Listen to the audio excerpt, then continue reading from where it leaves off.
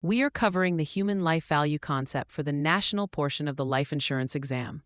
This concept is a fundamental pillar of financial planning that determines how much life insurance a person needs by looking at their potential earnings over their lifetime. On the exam, you will likely see questions asking you to identify the specific factors used in this calculation, or to distinguish it from the needs approach. The human life value approach defines the economic value of a human life as the present value of the individual's future net earnings. This means you are not just looking at what they make today, but what they will make until they stop working. To arrive at this number, you first calculate the individual's annual salary and then subtract their personal expenses, such as taxes, health insurance premiums, and personal maintenance costs. The logic here is that the family does not need to replace the portion of income the breadwinner was spending on themselves. What remains is the net annual income used to support the family. The next step in the calculation involves the time horizon.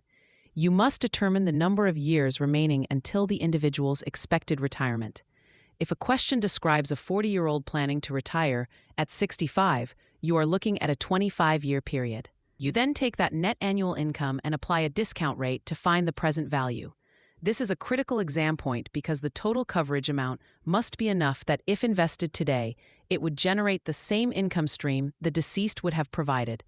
The concept of present value is often tested through the lens of interest rates. If you assume a higher rate of return on the insurance proceeds, you technically need less life insurance today to meet the future goal.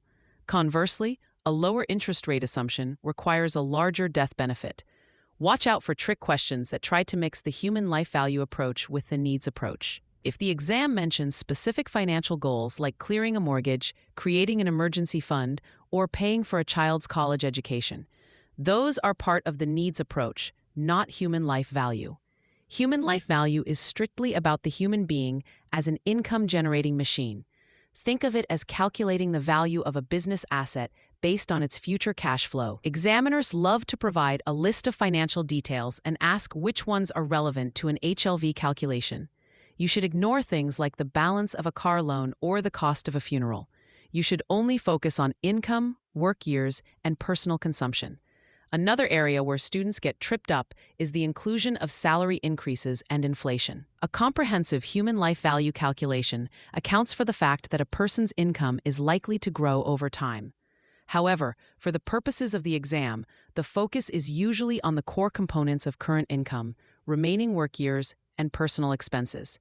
You might also encounter questions about age-based multipliers. These are simplified rules of thumb that suggest a person should have a certain multiple of their income in life insurance based on their age bracket. For example, a young professional might need 20 or 30 times their income, while someone closer to retirement might only need 5 times their income. This is a common shortcut used to approximate human life value without doing the full present value math. To keep this straight in your head, use the mnemonic human labor value. Whenever you see a question about this topic, remember that HLV is about the value of the human's labor and their ability to work. If the question is not about labor and earnings, it is probably not HLV.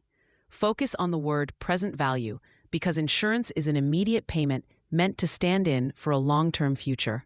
Mastering this distinction is the key to correctly answering these questions on the national exam.